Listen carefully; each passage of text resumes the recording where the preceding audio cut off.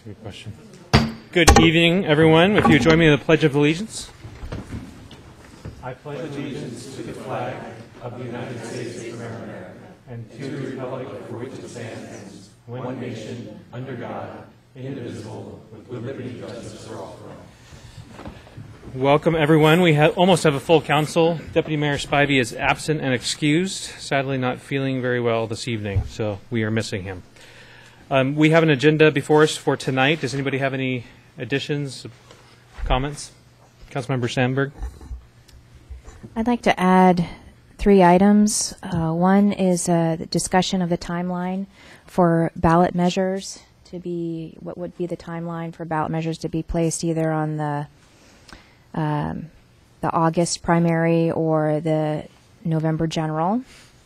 That's the city attorney provided a little bit of information about that, but I wanted to discuss that, and maybe we might place it as a further discussion on a later meeting, but I wanted to have a brief discussion tonight on that.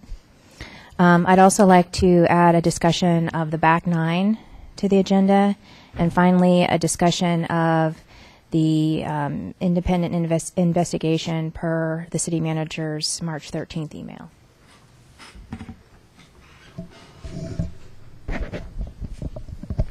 Okay, how's everybody's feelings on that?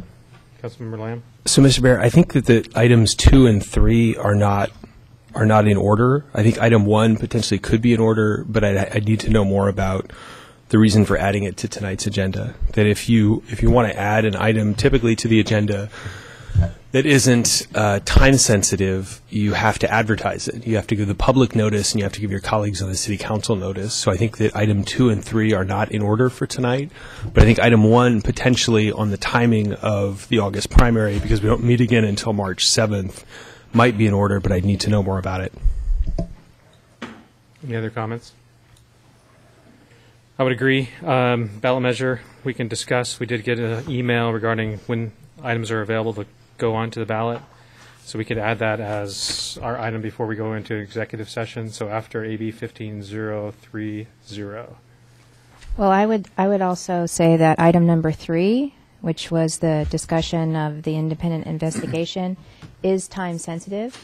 The city manager sent us an email on March 13 indicating the action that he was directing or what he was proposing to move forward with. And so I thought we were going to have a conversation about that per an earlier meeting. And number 2, which is a discussion of the back 9, is a continuation of a question that I have posed both in public hearing and an email to the city manager and to the city attorney. So do you feel like you need more description on item number 1? No, I think item 1 you. Yeah, I don't have an objection to item 1. On the agenda for tonight. Councilmember Evans. I'm fine with item 1. I do have some thoughts about a ballot, when that would occur and what would be on the ballot and those types of things. So if we need to discuss that tonight, fine, or if it can go on a projected agenda, whichever, I'm fine either way. The question of the independent investigation, we did receive an email this week from the city manager that he's moving forward with an investigation, an independent investigation. I think that's appropriate. I guess I'm wondering what is the, we're getting an investigation of this process with the Wayne Golf Course, and I think, to me, it makes sense. Let's get that investigation, which it's my understanding. I think the city manager is anxious to get that done and get it back to us for our consideration, at which time we could certainly discuss further what initial investigation or additional investigation we'd want, but we have an investigation that's moving forward, and I'd like to see that move forward before, and that's related to the council primarily. So if there's other reasons for an investigation, I'm not aware of, any specific issues, and I would appreciate if those were there, that those would be discussed, with the council. So as far as the independent investigation, I think that's moving forward, and I'd like to let the process work and then come back to us, and then we can go from there with additional information if we need to. Well, I would like to know why the Washington City's Insurance Authority is working with the city attorney, why that choice was made, and if council members have suggestions for other independent investigation firms to conduct this investigation. I think that we should have the ability to discuss that. Okay, other council members want to speak on these 3 items? Councilmember Rayam? I'm willing to discuss all 3 items tonight. Okay. Councilmember Agnew? I'd be willing to discuss all 3 items tonight also. Okay. So it looks like, based upon what I've heard from the council, there would be support to talk about the ballot measures and then not the 2 other items on tonight's agenda. Any other things you want to change tonight, Councilmember Sandberg? Nope. Nope. Councilmember Rayam? Who was? Councilmember Evans? Mayor, I was just going to say, if the other 2 items, if they want to go on the projected agenda or something, that's fine with me. If we need more discussion on those, and obviously we do, let's schedule them and plan for it and have that discussion. That's appropriate. Okay. Anything else for tonight? No? So want to talk about the projected agenda? Sandberg? For the projected agenda, I would like discussion of the back 9 and discussion of the independent investigation. Okay. Can you be specific on what you want to discuss on the back 9? So on the back 9, I have requested during a public meeting, most recently March 3rd, and also in an email to the city manager and the city attorney, requesting that the city, directing that the city manager request the binding agreement or the purchase and sale agreement, whatever that agreement, whatever form that takes, that exists for the back 9 to confirm that the Section 17 criteria of the 1996 conservation easement has been met. And I feel that the city has the authority to confirm that those conditions have been met. And I think it is important for us to do so. And it is my opinion that without a formal vote from council, that request will never be made, even though we have the right to confirm that the conditions have been met, to confirm that the 12-month period has not expired, and that the right to make a first offer has not reverted back to the city. So that's item number 2. And then item number 3 I've already discussed. I don't have any objection to adding either item to the projected agenda. Councilmember Evans? I'm fine. Do you have a date specific you wanted to shoot for? Our next meeting. Okay. Anybody else comments? No? Any other comments on the projected agenda? All right, seeing none, I'm going to turn the floor over to Bill Evans. Thank you, Mayor. I just wanted to recognize one of our scout troops here in the city of Bothell, Troop 555, is here tonight. They're working on their citizenship in the Community Merit Badge. I met with them a little bit before the meeting. They worked me over pretty good, had a lot of questions, but I'm glad to see our young men not only in Bothell, but scouting is an important program for our young men, and I'm glad we have it, and I'm glad these people are interested in participating in that program. And I know some of the other council members have been involved with scouting. I'm involved with scouting, so I certainly support it. Thank you for coming, and hopefully you'll enjoy it. Thank you. Great. Thank you, Bill. So moving on to our visitor section, this is an opportunity for the public to address council. We give each speaker 3 minutes to address council as a whole. Thank you so much. First person on the sign-up sheet is Ron Swinecourt. Thank you, Mr. Mayor. Thank you for this time. First of all, I want to thank this council for last meeting's work on saving, or trying to save, Wayne Golf Course. I think we made very good movement on the front 9, and I guess the back 9 is still in question, and time will probably solve those issues. I don't want to waste time tonight talking about them. I talked to the council a couple of months ago about I don't want to use banning fireworks because that's not a good phrase. It's not politically correct. Replacing fireworks with a city-sponsored Celebrate America show. Now, it might be on the parks off of Beardsley, where we have a professional fireworks show sponsored by Microsoft or Boeing, for example. We have face painting for the kids. It's an all-day affair. It is just, I think, is a good way to do it. Other cities are doing that already, and it's very successful in those cities. That's what I like to see done in the end game, is that replace what we have now, which is an absolute joke, in my opinion. The laws are not enforced. I don't think they're enforceable. If the laws were enforced, I'd be fine. But we have things being exploded over a 5-day period at 3 and 4 in the morning, and these are not musicians you get from the Indian tribes. They're much higher than that in my neighborhood. They're huge. 24 cities have banned fireworks in King County. They know something we don't know, I guess. They did it without an advisory vote. They did it without putting it on the ballot. Those city councils made a decision that the public safety was an issue they wanted to address, and they felt that public safety is best addressed by doing fireworks in an organized, safe manner. Whether that can be done here, I don't know. I think that many of the council members are reluctant to do anything that's going to impact the citizens without some type of vote. I would submit you vote at every session on things that impact the citizens without a ballot. And I don't know why we have to have it for fireworks, but I can live with that. It's better than nothing. I'm not just a squeaky wheel. My kids call me. My kids are very mad at me, by the way.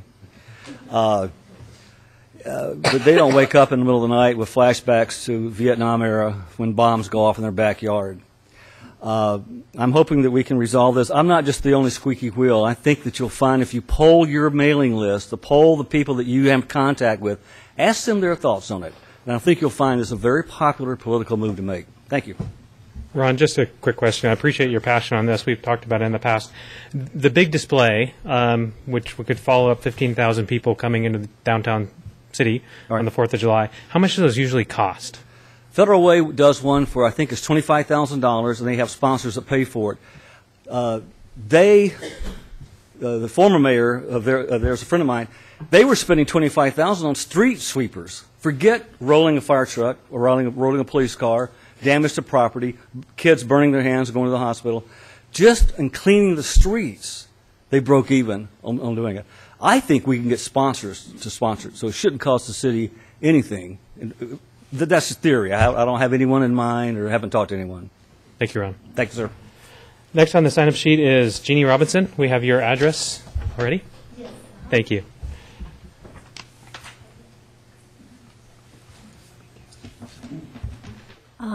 Hello, Mayor and City Council.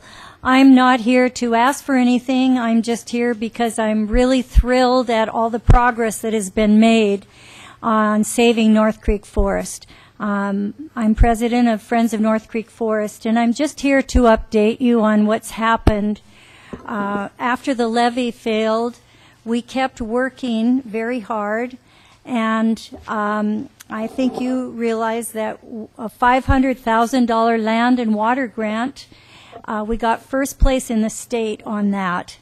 And that, of course, will be available this summer. This grant, along with the King County Futures money, which is available to the city to match this, will give us well over $1 million to begin the purchase of the remaining 23 acres of the forest. There's also a second $1 million grant that we're waiting for to be funded by the state legislature, and we'll know that by June. That, again, would be matched, and it would give us all that we need for the purchase of the remaining 23 acres. So we're excited about that. We've been going individually, talking to our legislatures. We took 7 of our friends of North Creek Forest to the lobby day in Olympia on February 25th. Talked to all the people. We joined with Washington Wildlife and Recreation Coalition to lobby for that.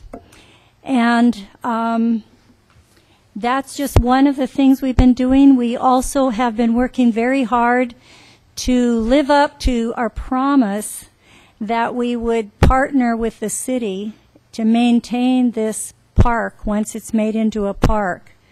So, for example, the volunteer hours that we've created total 8,577 to date, and we're now tracking an additional 3,000 hours per year.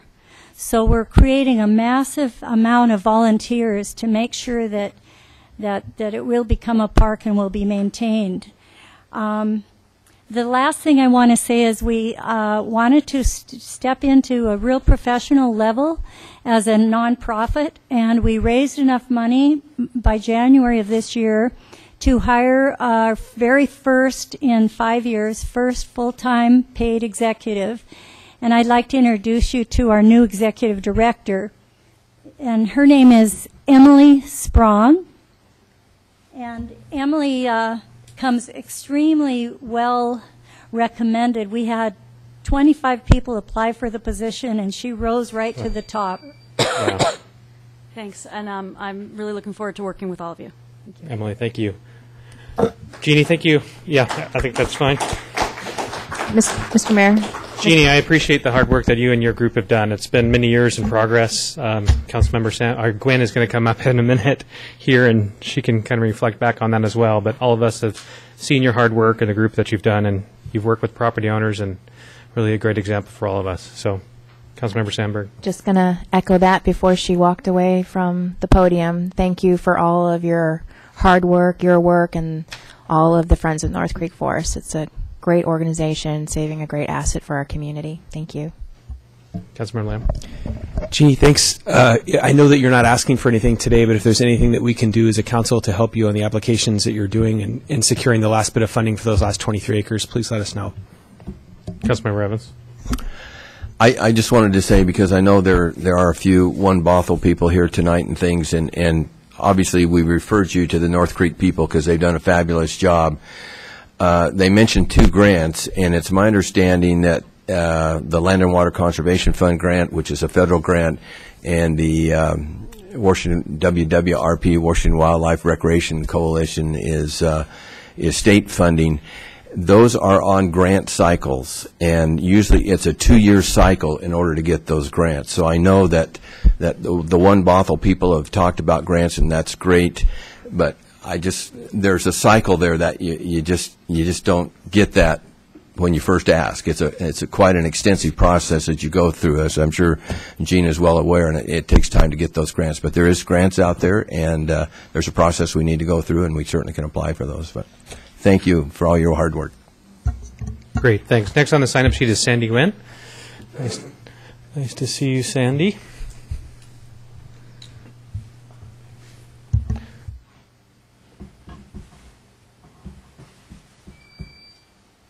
That ends your time?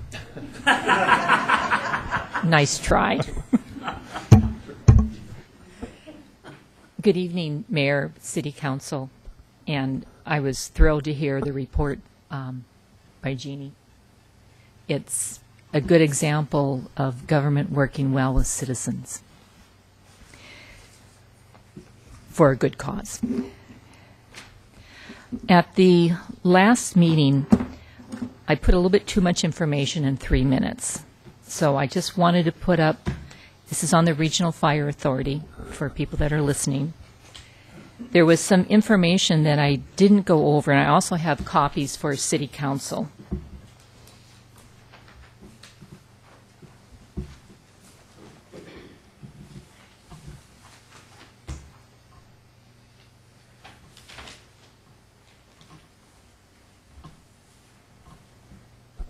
In listening to the last council meeting that I spoke, I realized that I said the highest salary was an average salary, so I wanted to correct that. The average fire battalion chief is $187,396.13. The highest paid is $197,262.51. For a fire lieutenant, the average is $159,676.48, with the highest being paid is $168,782.77.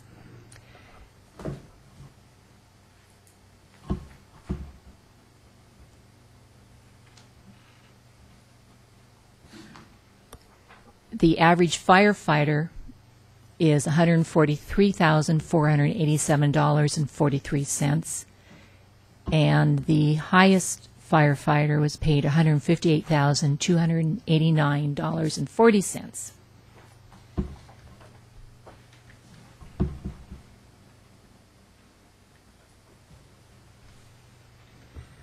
I did not include two of the firefighters because I think they probably were working part-time.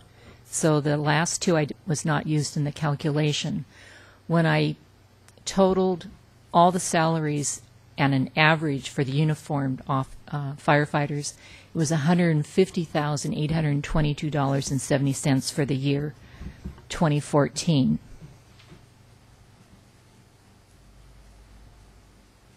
And I did want to read the footnotes. The wages, which is the amount in the far left column, includes base pay, longevity, premiums, overtime, acting pay, holiday cash outs, and note some overtime was reimbursable for work done at OSO or wildland fires. Okay, thank you. You have questions. Councilmember Agnew. And where did you get these numbers, Sandy? Councilmember Rehum provided them to me. I stated that at the beginning of my presentation at the meeting before. Councilmember Rayam, where did you get these? I got those from the Human Resources Director, just so you know. Sandy Gwynn was having difficulty getting them, so I requested them for her. And I have started out my request originally for the top 25 paid Bothell employees in the city. And I haven't been able to phrase it correctly in my request, though this last time I think I have. I had to ask for all employees, not the top 25. So I'll be back with that information. Great. Councilmember Evans. Thank you. And Sandy, are these related, is this Bothell firefighters? Yes. Or, yeah, okay, great. And I would say you'd probably ask the Human Resource Director of Bothell about to those verify. numbers. But Sure. I am going to give you the information from the two meetings before when I spoke. Great, thank you. And Mayor, one other thing I had wanted to mention earlier related to this subject is the Regional Fire Authority Committee, Planning Committee, will be discussing and the plan that we've been working on for several months now. That meeting is Thursday night at 6 o'clock at the North Shore Fire Department. So that's a meeting when we'd like the public to come or certainly participate in the discussion, ask questions and things. So just so the public's aware of that this Regional Fire Authority will be discussed this coming Thursday night at 6 o'clock at North Shore Fire Department. Great, thank you. Sandy, Ms. Gwynn, I had one other question for you. Do you know how many hours a firefighter works a week? No. Okay. Do you know how many hours the Bothell firefighters work in a month? I think they have about a 52 or 54-hour work week. And for the total month? Well, it'd be 400 and some hours, or 200 and some hours. I think I'm raising this because I think you need to look at why it's so high. Well, I think if you break it down and you go by their actual... I mean, I can't do this right now. You would need staff to review it, come back and provide you with information as to the reasons why. All I can say is I, as a citizen, am a little bit in shock when a regional fire authority is going to be potentially raising my taxes and benefit charge fee to about $700 a year when I'm looking at retiring, trying to. So I'm getting a little bit more involved. I'm going to be asking questions, and this is one of them. Yeah, I think we have to kind of put it in perspective a little bit. I mean, these guys work a lot more hours than most people, and if we took it and broke it down into what their hourly rate was, it would probably be a lot more reasonable. Also, we had some engines and some aid cars at the OSO, and they go back and they do wildland fires for us, and they're out there a lot. They're out working hard. I'm not saying they're not. You have not heard me speak badly at all. And I have, the entire 12 years when I served on council, supported both police and fire strongly. Great. Good. Thank you, Sandy. That comes to the end of our sign-up sheet. Are there others who'd like to speak this evening? Just a show of hands. Mr. Barnhart? Just to put that in a little perspective, I kind of detected a little tension there in defense on the firefighters' part about when asked about wages and hours. My wife's been a school teacher in North Shore School District for 36 years, and I respect our firefighters, what they do. I would hope they come to my house and put it out as quick as they can. So don't take anything wrong here.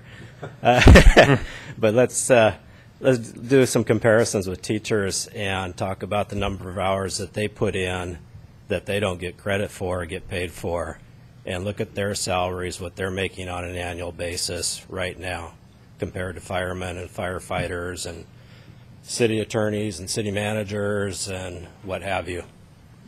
Thank you. Thank you. Other folks here that may want to address council this evening? Okay. Well, thank you, everyone, for coming. The next item on our agenda is the consent agenda. No items were pulled. Is there a motion? So moved. We have a motion and a second. Motion was made by Councilmember Lamb, second by Councilmember Agnew. If all could place their vote. And clerk display. Passes unanimously with Deputy Mayor Spivey absent and excused. Next item on the agenda is AB 15030 to consider approval of our board and commission appointments. So we have 3 rounds of voting. We'll see if it's going to take us through. Councilmember Evans, yes. Yes, I was looking through this, and obviously, for example, the LTAC board, we have 3 openings, and we have three people that are requesting to serve on that or to be reappointed. So I think some of these can move fairly quickly. Others may take more discussion, but I guess if possible, the order that I would like to see these reviewed in, if the rest of council's okay with that, would be the LTAC first, and I would just propose we cast a unanimous vote for the LTAC, if that's okay. The library board has 1 member. Maybe that can be the second one. And then the third one I would recommend that we discuss is the planning commission, because depending on what happens there may affect something on the other board. So, and then the last 2 would be the park board and the landmark preservation. So if that order is okay with the council, I think it would help us move through it a little quickly. So, Mr. Mayor, if I may, so I have no objection to that, other than I think that the landmark, I guess the landmark board has 3 vacancies, so I have no objection to the way you proposed approaching it. Okay. Great. So any other comments on the order? So we'll start with our first vote on the Lodging Tax Tourism Advisory Committee. So everybody should be able to grab their ballots. Mr. Mayor, is it appropriate to simply move unanimous approval of the 3 applicants? Do we want written documentation, clerk? Okay. This is the reason why I think these are actually kept as part of the record. Is that right? So if everybody could just... all right. I would move approval of Lori Cadwell, Carly Hamilton, and Eric Schaefer for the Lodging Tax Tourism Advisory Committee. Second. Any discussion? All in favor say aye. Aye. Any opposed? No abstentions. So you have some written record. If everybody can just do the clerk a favor and mark on your sheet, still can hand it in. The second would be landmark or library board. If everybody could place their vote, put it here.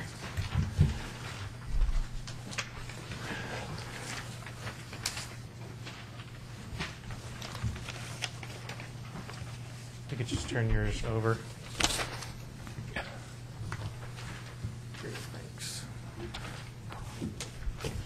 So we'll just Wait for her to announce. Yeah, let's just wait for 30 seconds.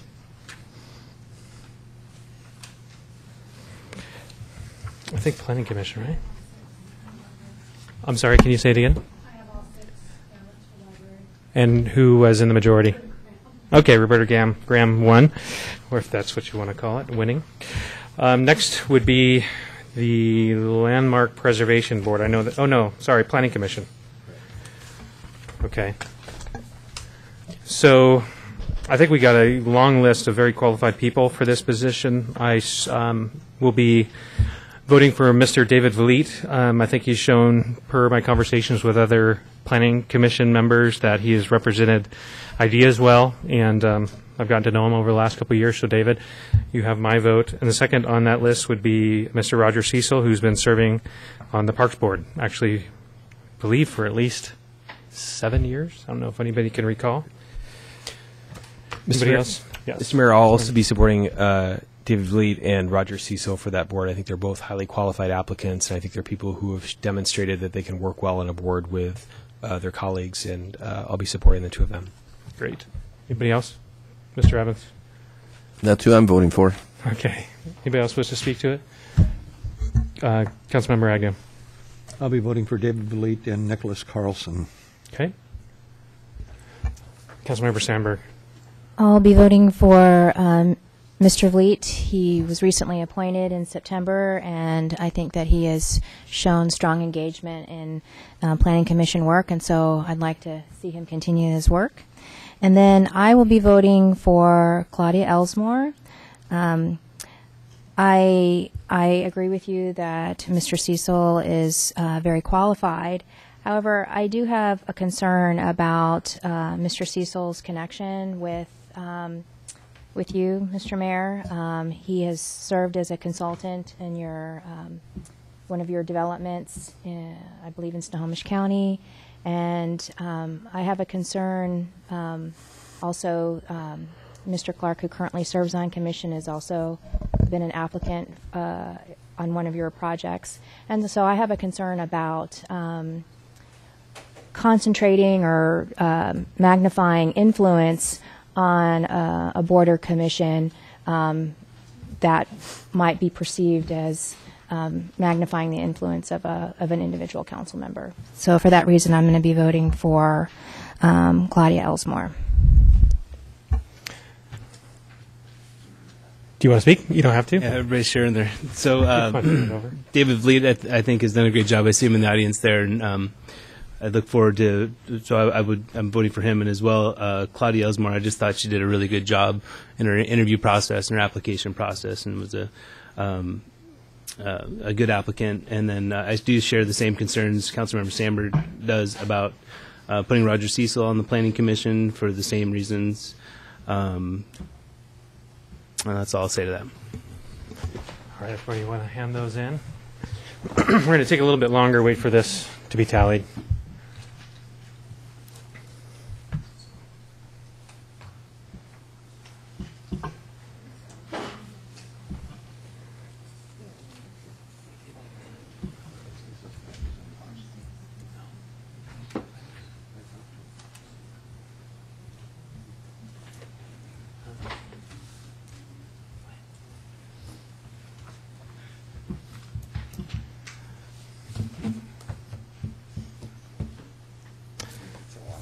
You think it's a lock?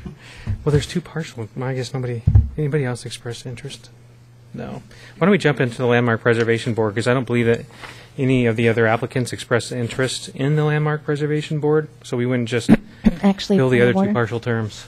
I know that no one else expressed interest in the Landmark Preservation Board, but I went and looked back at each applicant's questionnaire, and there were several who had clicked that they would be checked that they would be open to other board positions.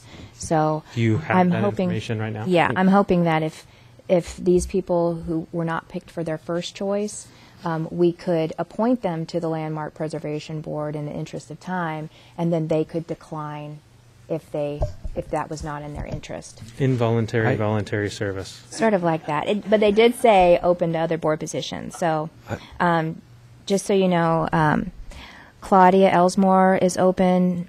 Check that she was open to other board positions, as did Daphne Taylor. Sorry, what's the first name? Claudia Elsmore. Yep. Daphne Taylor. Richard Molitor also specifically called out the left one at-large position, which is open. And Roger Corbin. Councilmember Evans. I would like to get the results of the Planning Commission because that may change how I vote on the other board members. So if we can wait for that one or finish the Planning Commission, then I would like to move forward with the others. But I'd like to, depending on what happens on the Planning Commission, could affect how many positions are open on the Parks Board and whatever the case may be. Do we have those results? They're still in the back room. There they are.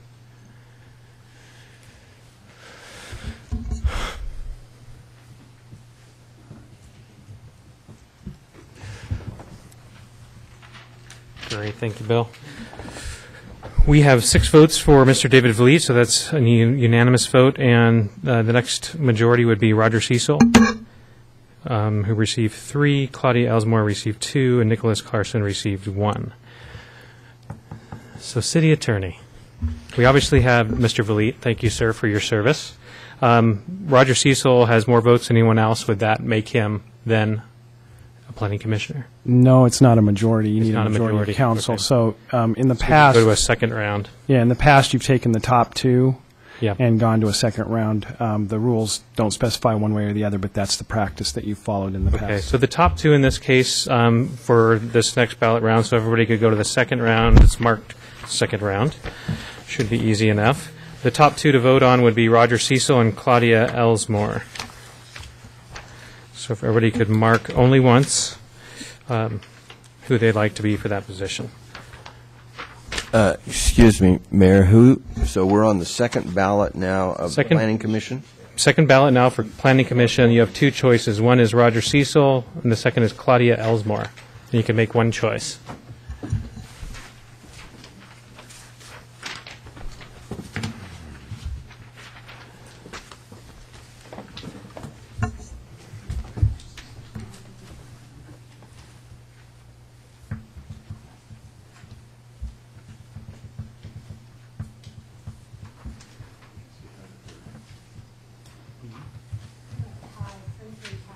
Okay. Okay. I don't know that we're going to move any further on this tonight. We probably would have to wait for Deputy Mayor Spivey to come back. I'd just like to say in closing, I would hope that if somebody came and bought medication from you, Councilmember Sandberg, that I wouldn't consider them non-ability or not able to serve on a volunteer board within their city. And same with any other council member here in their professional position. If they ever did consultant work or bought merchandise from you, that is not a disqualifier for somebody to serve in a volunteer position. I expressed my reservations, and I welcome your reservations. Mr. Mayor, I would move to continue this matter until our April 7th regular meeting. And the matter would be all the boards and commission appointments, because I think at this point it's a cascading effect, and I think we need to. It's clear that there's a block on this. It's not going to be resolved until the deputy mayor returns, so we can move on to our next item on the agenda. That would be my motion to continue this aspect of the meeting until April 7th. Second. Any discussion? All in favor, say aye. Aye. Any opposed? No abstentions. Thank you so much, Bill and Clerk, for leading us through the count.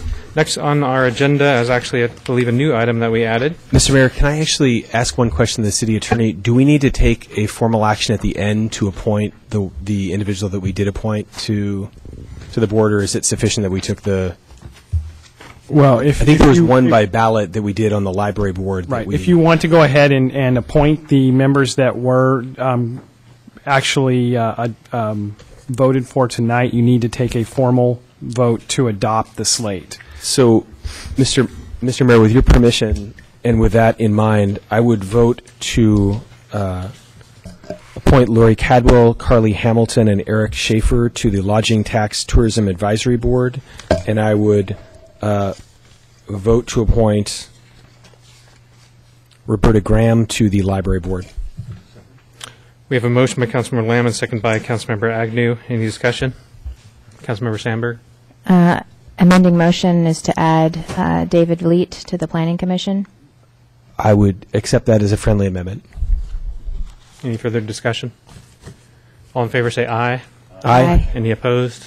And no abstentions? All right, next on the list, thank you for all those who signed up for those positions. We look forward to finishing that conversation next time we're together. See you, David.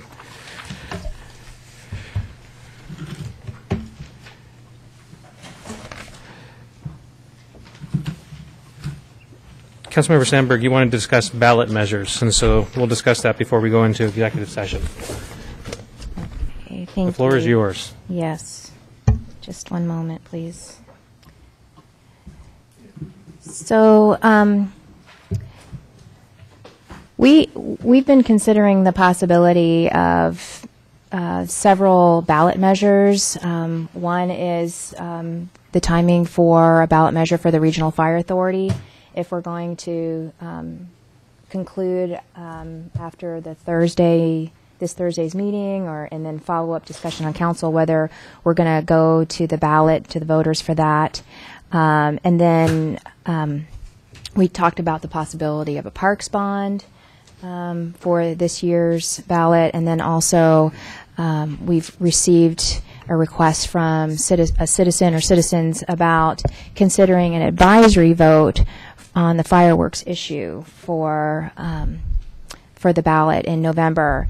And so I had asked the city attorney what were the deadlines that we needed to submit our information to the county to be placed on ballots. And he replied back that for the August election, the deadline would be May 8th, and for the November election, the deadline to submit our ballot request would be August 4th. And so, first of all, I'd like to ask the council if there is interest in pursuing getting additional information about putting an advisory vote on the ballot regarding fireworks. I don't think there's a comfort level up here to vote to ban fireworks or to change fireworks legislation, but I think it would be worthwhile for us to put it to the vote of the citizens, and I'm suggesting an advisory vote so that if there's additional issues that need to be discussed, it doesn't lock us into a decision. So.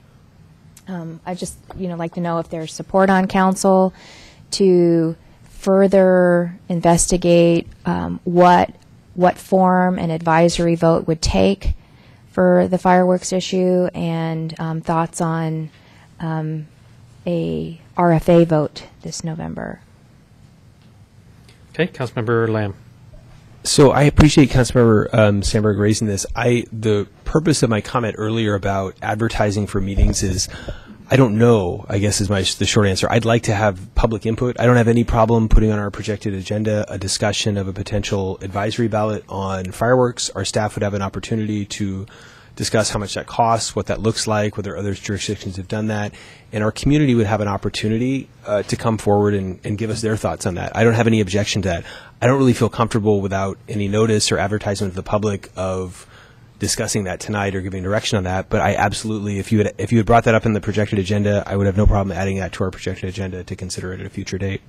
Well, I did ask last week that it be added to the projected agenda. Well, I was absent for a portion of last week's meeting, so I may have missed that. I asked it at the very beginning. So I think you asked for a discussion of advisory ballots. It wasn't clear, or ballots in general that were coming up. I don't recall you specifically saying that you wanted a discussion of the fireworks advisory ballot. If you did, that's my mistake. Please forgive me. But I'm totally comfortable having that conversation. I would like to have our whole community included in that conversation. And I don't have any objection to adding that to the projected agenda. So I kind of I see this as a pre-discussion to the discussion. So would it be okay then for city staff to come back to us maybe in a month? Okay, because I don't feel it's time sensitive if we're thinking about a measure or an advisory vote for the November election. But can we have staff give us some background on what an advisory vote is, what could be potential language for what the advisory vote on fireworks would be? There's a lot of information that I think that if we could have staff give us some clarity on that, then we would have a richer discussion with the public. Why an advisory vote and not a binding vote? Okay.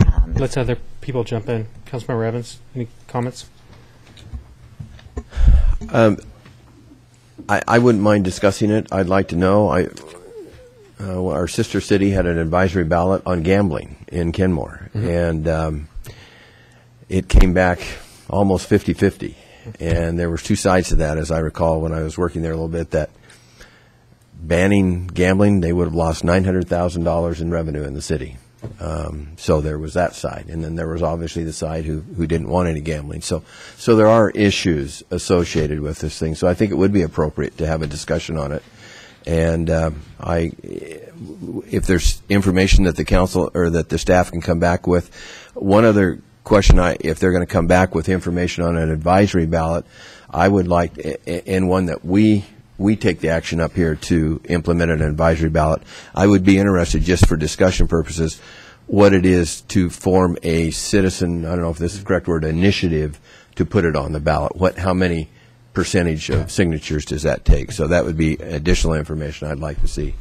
As far as the RFA, I think we've got a lot of work to do before we get to a point of making a decision on a ballot on that. So we've got that scheduled for our study session on April 14th, and I suggest we got a lot of work. Let's talk about that. And I'm concerned. I'm concerned we can get that to the ballot this year. City Manager Stowe. Just wanted to comment. I think it is premature to have a discussion about the RFA until you had an opportunity to review the report. That any type of election may not even be this year. It may be out into the future, into 2016, to the extent that you want to move forward. And I also recall that when the Public Safety Committee took this matter up with respect to fireworks, that there was some discussion about a citizen initiative, too, being an optional element that you might want to consider rather than an advisory vote. Mm-hmm. So that would, Mr. Swycord or others would go out and gather signatures. Mm-hmm. How many signatures would be required? We've researched that. We can certainly provide that to you, but that's not an advisory ballot. That is an initiative process in which if enough signatures are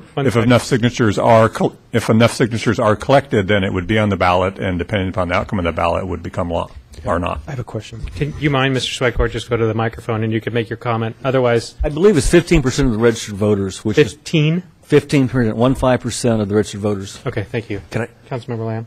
I had a question for our city attorney. Are we do we operate as a city where you can, once you make that initiative, if you get 15%, the city council has the option of adopting it without change or putting it to the ballot? Is that how we? I believe that's the way it works. I'd have to check our code, but I believe there's a provision like that in our code. Okay. So in that scenario, if if people were able to garner that many signatures and were able to go around and get that many petitions, they could come to the city council, and if the city council was sufficiently impressed that 15% of the registered voters had signed it, then they could, without going to a ballot or incurring additional expense, simply adopt the initiative as written and unchanged. I'm comfortable that the council could do that, yeah. Okay.